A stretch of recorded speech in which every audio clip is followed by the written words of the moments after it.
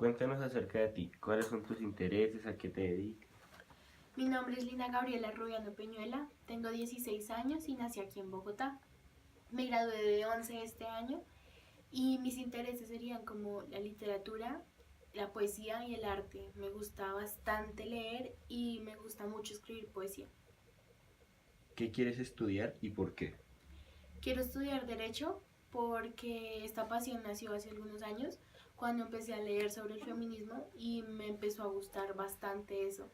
Luego de un tiempo eh, empecé a coger un gusto y empecé a leer más y a investigar más, entonces ya no iba por el feminismo, sino iba como por los derechos humanos en general sobre todo. Y quiero estudiar eso para entender las leyes y poder utilizarlas como me gustan a mí y ayudar a las demás personas por medio de ellas. ¿Por qué quieres participar en el grupo de estudio? Me lo han recomendado bastante y pienso que con la ayuda de los docentes y con los trabajos y talleres que me dejen, puedo reforzar las bases con las que salí del colegio y poder tener un buen puntaje en la nacional y poder ingresar, que es lo que ahorita quiero. ¿Cuál y cómo ha sido tu mayor fracaso y cómo fue superado?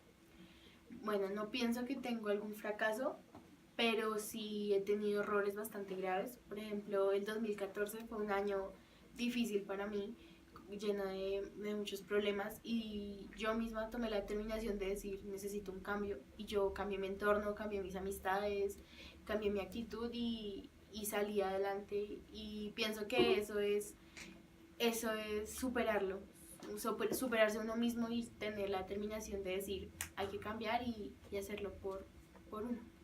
¿Qué te comprometes a brindar al proyecto? Me comprometo a brindar responsabilidad, tiempo, determinación, actitud, o sea, ir con toda la actitud para poder, por mí misma, que tener un buen puntaje en la nacional. ¿Cuánta disponibilidad de tiempo tiene para asistir? Tendría toda la semana, unas 45 horas a la semana. Bueno, como dije anteriormente, eh, me gustan mucho los derechos humanos y siento que me desenvuelvo bien en las ciencias sociales. Aquí voy a explicar no toda mi tesis de grado, pero sí en lo que me basé. Mi tesis de grado habla sobre los derechos de la mujer y la mujer en general. Entonces, para poder entender sobre ella, debemos irnos a la historia y comprender todo lo que vivió la mujer del ayer. Como para esto yo me basé en un filósofo que me gusta mucho que se llama Gilles Lipovetsky, que es un filósofo francés y sociólogo. Y él tiene una teoría de que existen tres tipos de mujeres. La primera mujer, que es la mujer no reconocida, la segunda mujer, que es la mujer con derechos pero sin voz, y la tercera mujer, que es la mujer contemporánea.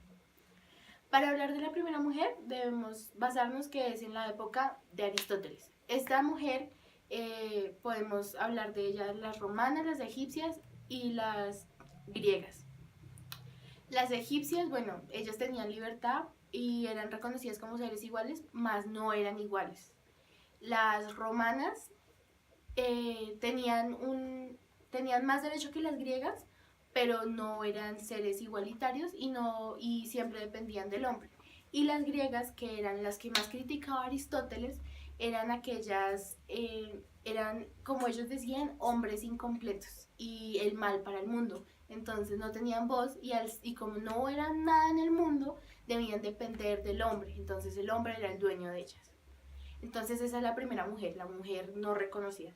La segunda mujer para Lipovetsky es la mujer aquella del siglo XVIII, XVII y XVIII, donde se empieza a ver las campesinas, las agricultoras, y se les da como el derecho de poder trabajar con la tierra. Aquellas que puedan, por medio de ellas, sacar medicamentos y curar a los hombres y a sus hijos, y estas empiezan entonces a trabajar en la agricultura y a trabajar en la casa. Entonces son amas de casa, cuidan a los niños, al esposo y aparte son agricultoras. Entonces esa es la segunda mujer, la que ya se le reconoce, más no tiene voz y sigue dependiendo del hombre. Y aquí viene el tema de la Edad Media. La Edad Media es algo duro para la mujer, ya que conlleva muchos temas para el hombre pero sigue siendo la mujer limitada. Luego de esto viene la tercera mujer, la que se refiere Gay Lipovetsky, que es la del siglo XIX, XX y XXI. En el siglo XIX viene consigo las dos guerras mundiales, por lo que los hombres se van a la guerra y las mujeres vienen al trabajo. Entonces comienzan a trabajar en fábricas de textiles y se les empieza a pagar un sueldo. Es un sueldo muy mínimo porque empiezan a contratar obra de mano barata. Y qué mejor que las mujeres. Pero se les empieza a pagar y empiezan a tener una entrada al mundo de la economía. Y entonces, claro, la mujer empieza a trabajar y cuando terminan las dos guerras mundiales vuelven los hombres. Pero las mujeres dicen, bueno, yo ya trabajé, ¿por qué no puedo también trabajar? Entonces empieza a hablarse sobre los derechos de la mujer en Nueva York y no es hasta 1920 que se hacen legales los derechos de la mujer. Y gracias a eso es que uno empieza a ver la mujer contemporánea, la mujer de la hora.